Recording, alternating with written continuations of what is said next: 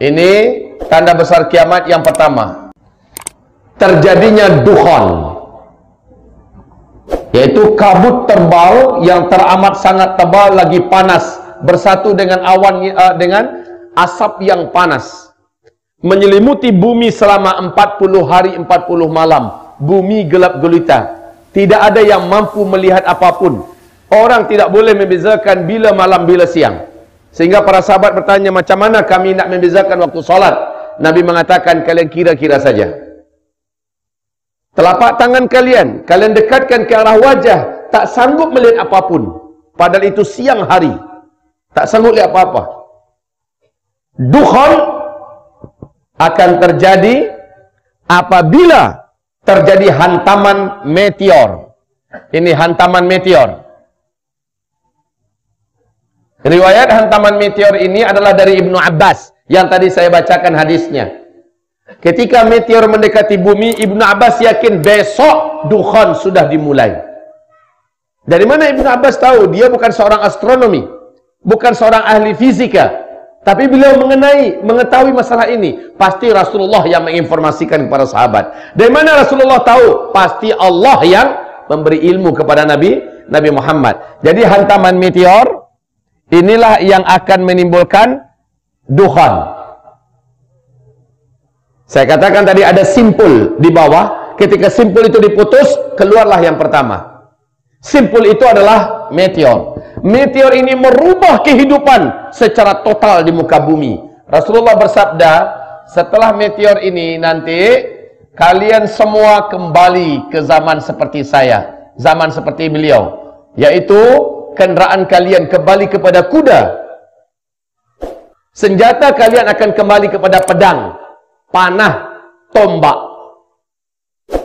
Thumma udtum min haitsu bada'tum wa udtum min haitsu bada'tum wa udtum min haitsu bada'tum. Nanti kalian semua kembali seperti zaman sekarang. Jadi jangan heran kalau seorang ahli fisika dunia, bapak fisika dunia, namanya Albert Einstein. Apa kata beliau ketika ditanya oleh 2000 wartawan seluruh dunia, 2000 jurnalis seluruh dunia bertanya kepadanya, kira-kira menurut pandangan engkau seperti apa perang dunia ketiga? Semula dia tidak nak menjawab, tapi karena dipaksa, akhirnya dia menjawab. Apa kata Albert Einstein? Saya tak tahu senjata apa yang akan kalian gunakan dalam perang dunia ketiga. Tapi yang pasti, semua teknologi modern, semua senjata canggih yang hari ini kalian ciptakan untuk perang dunia ketiga, semuanya tidak ada yang boleh digunakan. Kalian semua nanti akan perang dengan senjata manual. Masya Allah. Seorang Albert Einstein menjawab demikian. Steve Jobs, kita masih ingat dengan nama ini? Termasuk orang terkaya di dunia, pemilik Apple. Sebelum matinya, di hadapan ribuan karyawannya, dia berpidato. Dan pidatonya ini sudah ditranslate ke seluruh bahasa dunia. Kalau di newspaper kami, Republika di Indonesia, terbit 2 kali terbitan. Apa pernyataan Steve Jobs? Setelah saya nanti tidak ada, setelah nanti saya mati, kalian semua tak lama lagi kembali ke zaman batu. Ini pernyataan Steve Jobs. Steve Jobs, Albert Einstein bukan orang bodoh. Mereka adalah para saintis, para ilmuwan, ahli. Dan mereka bicara bahwa masa depan tanpa teknologi. Padahal kita sekarang sedang mulai menuju puncak teknologi. Ternyata Rasulullah mengatakan, kalian semua nanti akan kembali ke zaman kuda. Akan kembali ke zaman tombak, panah, dan pedang. Itulah cara kalian hidup saat itu nanti. Maka Masya Allah kaum muslimin, meteor akan menabrak bumi di akhir zaman, kata Rasulullah, akan menimbulkan petaka besar di muka bumi. Sehingga dukhan dimulai. Dan dukhan ini adalah azab bagi orang-orang kafir.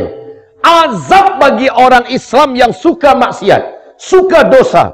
Tapi kata Rasulullah, orang beriman yang amalnya bagus, orang beriman yang soleh dan taat, sebelum hantaman meteor lalu terjadi dukhan, ketika dukhan terjadi, orang beriman selamat semuanya.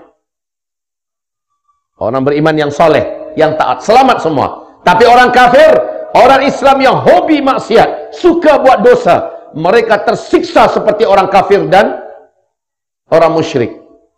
Kulit mereka akan melecup, dada mereka bagaikan terasa terbakar, kedua bola mata seperti nak lepas daripada tempatnya, panas. Hanya iman dan amal solehlah yang akan menyelamatkan pada masa hantaman meteor. Baik, kapan meteor ini akan terjadi? Fi hadhil ummah khasfun wa maskhun wa qadhfun. Pada umat ini nanti, kata Rasulullah, akan terjadi khasaf. Khasaf yaitu banyaknya terjadi bagian bumi ini yang terbelah, tenggelam karena tsunami, reruntuhan bukit-bukit, sehingga banyak yang tenggelam, air laut naik, banjir di mana-mana. Maskhun wa qadhfun, hujan meteor akan menghantam bumi di akhir zaman. Wa maskhun, banyak orang-orang yang berubah bentuknya menjadi buruk rupa dan jelek. Qalu, para sahabat bertanya, wa mata dzak ya Rasulullah, alangkah mengerikan yang engkau sampaikan ini ya Rasulullah, kapan itu akan berlaku? Nabi bersabda, apabila umatku sudah melakukan tiga benda ini, tiga perkara ini bersamaan, secara serentak mereka buat. Kalian temukan di zaman itu serentak. Idza zaharatil qainat, ini yang pertama. Wal ma'azif, ini yang kedua. Wasyuribatil khumur, ini yang ketiga.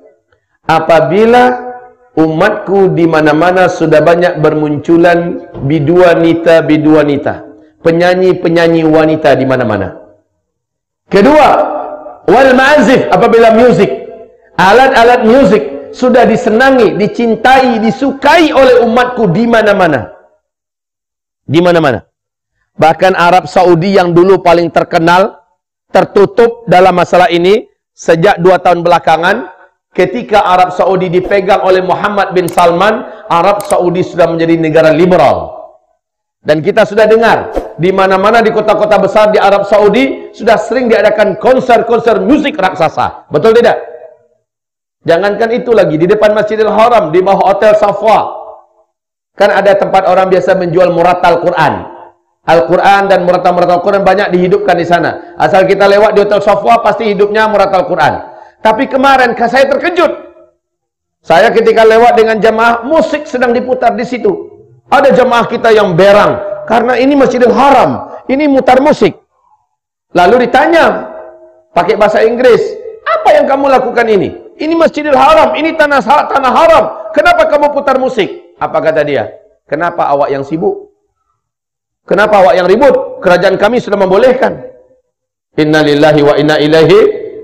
Ini yang dimaksud oleh Rasulullah, apabila musik sudah disenangi, disukai, dan banyak ditemukan di tengah umatku di mana-mana. Yang ketiga, wasyuribatil khumur, apabila benda-benda memabukkan, barang-barang memabukkan sudah menyebar dan beredar di tengah umatku di mana-mana, maka pada saat itulah meteor akan menghantam bumi. NASA Amerika Serikat sudah mengumumkan ancaman bumi ke depan.